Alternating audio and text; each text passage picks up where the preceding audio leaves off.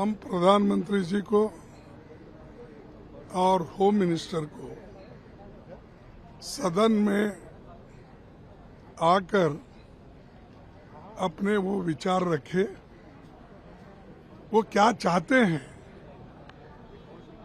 भाई चंदा चोरी का मामला है, उसमें उनकी राय क्या है, और विद्यार्थियों को पीटा गया, उनके ऊपर पैलेट गन चलाया गया, गैस चलाया गया, सब कुछ किया।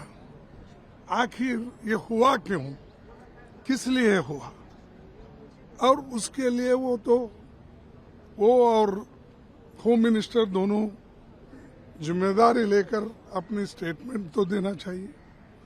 वो सदन के अंदर आने के लिए भी तैयार नहीं है, तो ये सदन का अपमान है। और जो लोग इस सदन में हम लोगों को चुन के लाए हैं, उन लोगों का भी अपमान है, लोकतंत्र का अपमान है। अरे लोकतंत्र में बहस होती है, और हम जब बहस छेड़ते हैं तो आपका दायित्व होता है या आपका अधिकार होता है कि उसको रिप्लाई दे। अगर मेरी आर्गुमेंट ठीक नहीं है तो आप कहिए कि तुम्हारा गलत है, मेरा सही है, लेकिन वो अंदर कदम ही नहीं रख रहे। जब से पार्लियामेंट शुरू हो गया तब से अब तक वो अंदर नहीं, या तो सदन से या एमपी से वो डर रहे हैं, या नहीं तो सदन को वो कुछ नहीं समझते, इंसल्ट कर रहे हैं। ये दोनों में एक ही हो सकता है।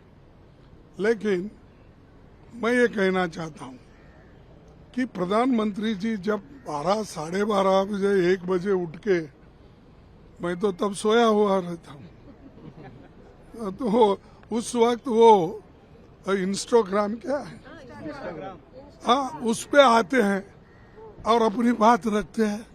अरे वही बात सदन में आके रखो, या प्रेस बुलाओ, आप प्रेस बुलाकर वहां पर प्रेस में बोलो, लोग आपको पूछेंगे क्वेश्चन। और वहां ये कह रहे हैं कि आप ये बच्चे हैं, उनको मैंने माफ कर दिया।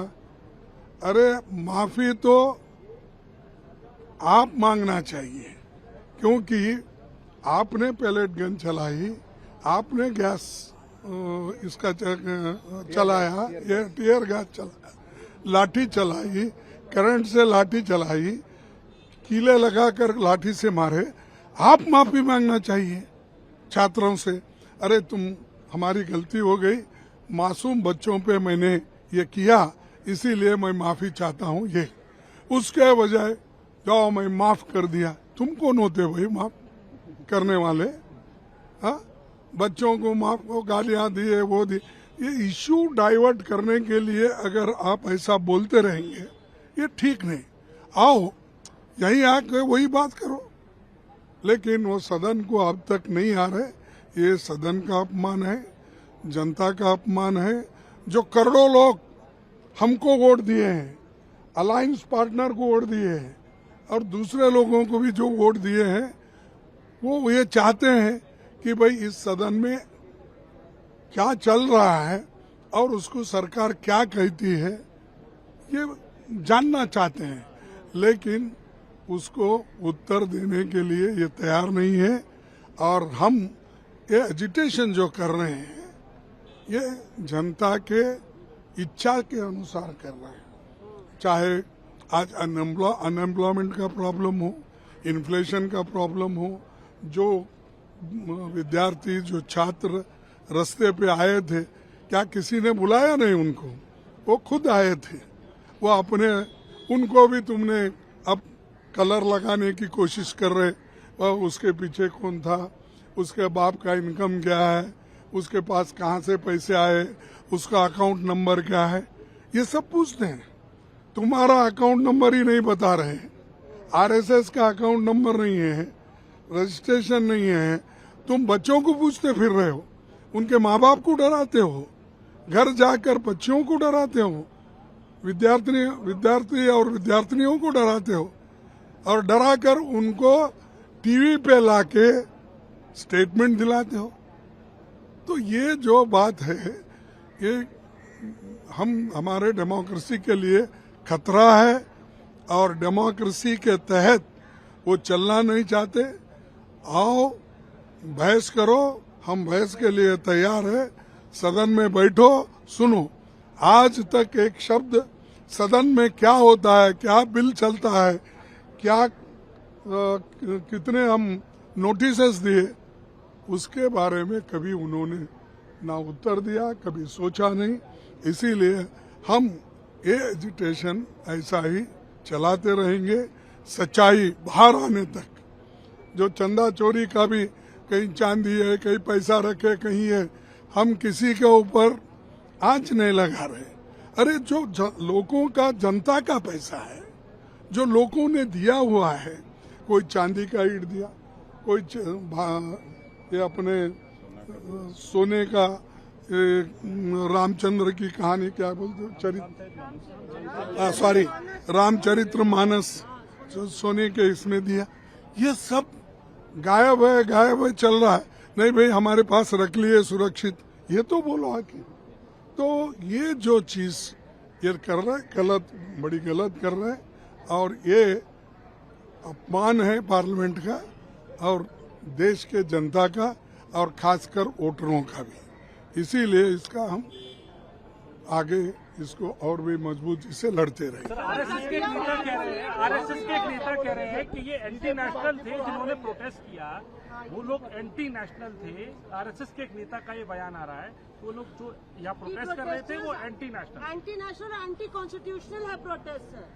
देखो, आप जो प्रोटेस्ट कर रहे हैं उनको एंटी नेशनल बोलते हैं और जिस वक्त कांग्रेस के खिलाफ आपने जो लोगों को पैसे दे देकर बुलाकर यहाँ सत्याग्रह करके जो सरकार, जो अच्छी सरकार चल रही थी, उसको गिराने की जो कोशिश की है, रातों रात बेस बदल के भाग गए, वो कौन सा था?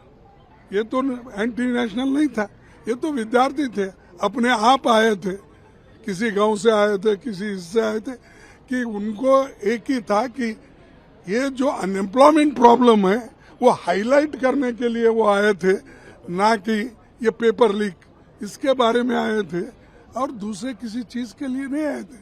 अगर उसमें कोई बुरी एलिमेंट है, आपके पास विजिलेंस है, आपके पास सीबीआई है, आपके पास इंटेलिजेंस है, इतने सब लोग रहते हुए आप विषय को बदलाने के लिए ऐसी चीजें बोलना ठीक नहीं। और राम कम से कम नहीं, आरएसएस देखो, राम उनको भी सद्बुद्धि दे, किनको, आरएसएस को। वो भी जो कहते हैं कोई सच नहीं कहते, वो हमेशा पॉलिटिक्स करते हैं। और उन्होंने नहीं कहा कि आरएसएस ने बीजेपी को जिताया, कहा या नहीं कहा? बिल्कुल कहा। हाँ? नहीं, आपने इनको पूछ रहा हूं मैं। हाँ?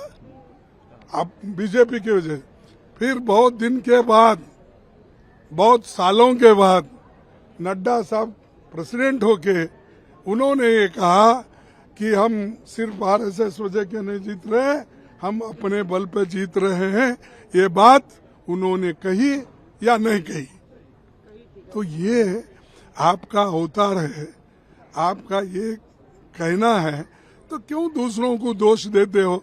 जो इनोसेंट बच्चे जो आए थे वो एम्प्लॉयमेंट के लिए और पेपर लीक के लिए आए थे, उनको आप देशद्रोही मान रहे हैं। देशद्रोही तो आप लोग हैं, क्योंकि इस डेमोक्रेसी को कुचल रहे हो।